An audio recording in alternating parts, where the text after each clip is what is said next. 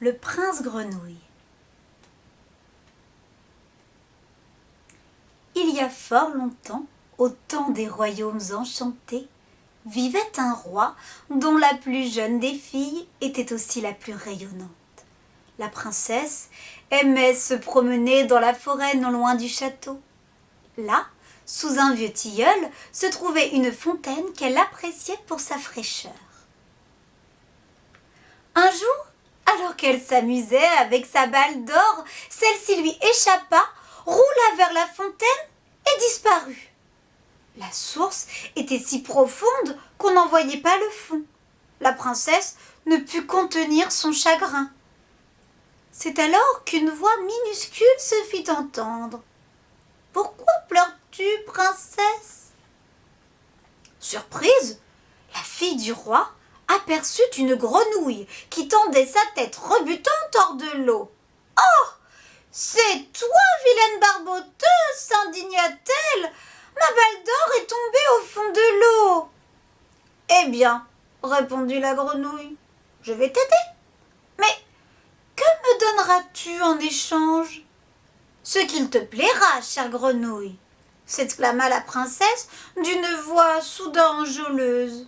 « Mes beaux habits, mes précieuses perles et ma couronne. »« Oh, non, non, non, coupa la grenouille, je ne veux ni de tes beaux habits, ni de tes précieuses perles, et encore moins de ta couronne.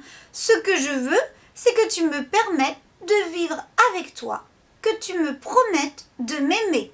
Si je peux manger dans ton assiette et sommeiller à tes côtés, je plongerai au fond de la source et récupérerai ta petite balle d'or. » « D'accord, » s'enthousiasma la princesse impatiente, « tout ce que tu voudras. »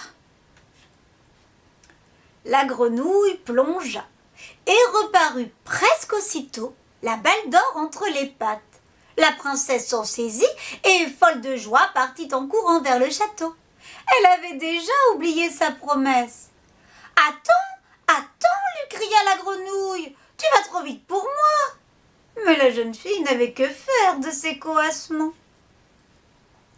Le soir, la princesse dormit sur ses deux oreilles et ses rêves chassèrent toute cette aventure de son esprit. Le lendemain, elle joua tranquillement avec sa petite balle d'or. Au dîner, cependant, un bruit étrange montant du grand escalier allait perturber son insouciance. Le son se rapprocha et on frappa à la porte. Une voix minuscule chuchota. « Princesse, ouvre-moi !» La fille du roi bondit de sa chaise. C'était la grenouille. Elle lui claqua la porte au nez. Comme son visage était devenu pâle, le roi s'enquit. « Est-ce un monstre derrière la porte? Est-il venu te chercher ?»« Oh non, balbutia-t-elle, ce n'est qu'une vilaine grenouille. »« Une grenouille? Que veut-elle ?» s'amusa le roi. « Oh, mon père, je suis allée à la fontaine hier et ma balle d'or est tombée dans l'eau, » se lamenta la princesse. « La grenouille l'a repêchée contre la promesse de vivre à mes côtés. Mais père, je ne pensais pas qu'elle sortirait de son trou d'eau. Or la voilà derrière la porte qui m'attend. » La princesse n'avait pas terminé qu'on frappa une seconde fois à la porte. « Princesse, ouvre-moi! Rappelle-toi ta promesse !» supplia la petite voix. Alors le roi gronda.